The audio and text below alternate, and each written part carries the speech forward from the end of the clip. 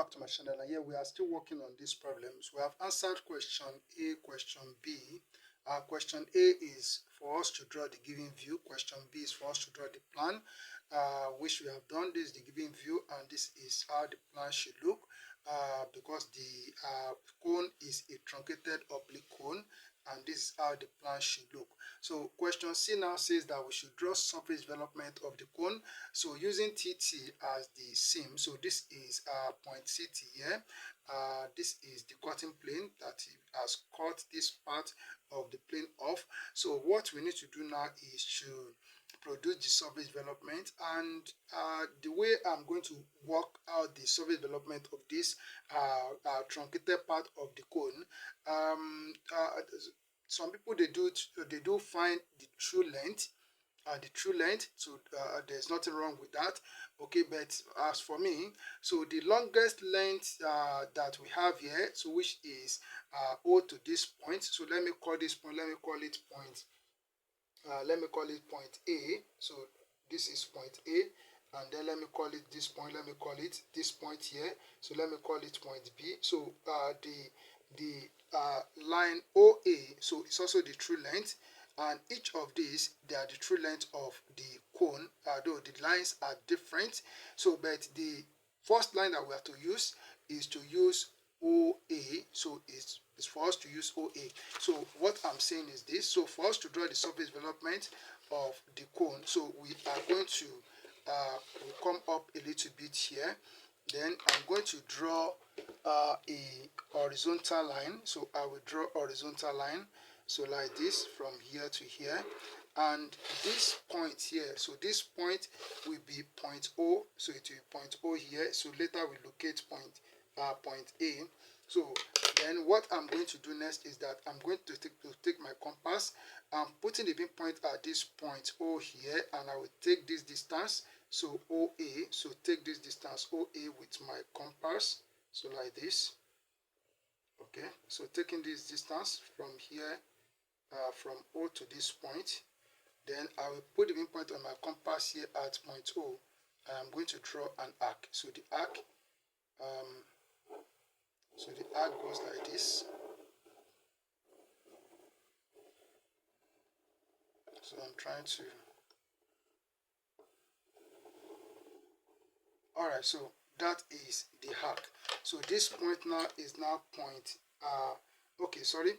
So that's not going to be point A. So let's leave it for now. So the next thing that we are going to do is that, so we are going to though we are opening from here. So this is where we are opening from. But we have to use the longest length to draw this arc. Very, very important. So if we cut from here, so we have point T at this point. Though this is not going to be point T, so point T is going to move up. Maybe I should still leave it for now, and then I will show you that as we go on. So what we need to do now is that we take this distance. We can take distance. Just take this arc here. So this arc, just take it from 7 to 8, or you take 0 to 1 or 1 to 2, anyone that you like, just take one of them. So then we are going to, as I divided this circle into 12 equal parts, we are going to make 12 points or 12 arcs on this line. So this is 1, and then so this is 2, so here is 3, so this is 4, then we have this to be 5, this is 6, then we have 7, 8, then this is 9, this is 10, 11, and 12. Okay, so which is the last one.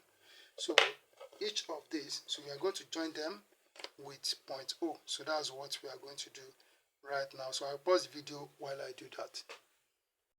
Alright, so this is what I've done, but I want us to do something. So let us number the point on this arc. So we are opening from here, so this is the seam, so we are cutting from here. So and if you look at this, so this is 0, so here we are going to put 0 here, and then so here we have 0. So let's take note of that. So then we have what? We have 111. So this is 1 and this is 11. Then we have what? We have 2. So 10. So this is 10. Then this is 3. Then here we have 9. So this is 4. Then we have what? We have 8. So this is 8. Okay, so then we have 5. Then this is 7. So then we have 6. So we end it here at 6. So take note of that. This point is 6. Alright, so we have for this. Then the next thing that we are going to do is that, so since we are opening from here, so we are going to take the distance from this point O here to this point here, so which is 0. So okay, so we have it like this. So put it at this point O here. So put it at point O here and make an arc here. So make an arc here on 0. That's for 0, 0. Okay. So the next is, so from O again to this line, so which is for 111. So at this end on the horizontal, so we take this distance, then we put it at this point O here, and then we make an arc on 1, and then we make an arc on 11. Alright, so we have this. So next is for from O to that of 2 and 10, so which is this point here. Okay, so you put at this point O here, so make an arc here on 2, so make an arc here on 10. Alright, so then, so again, so from O to that of 3 and 9, so which is this point on the center line, so this point. Okay, so we have this, then put it at point O here, so make an arc at this point, and then we make an arc here.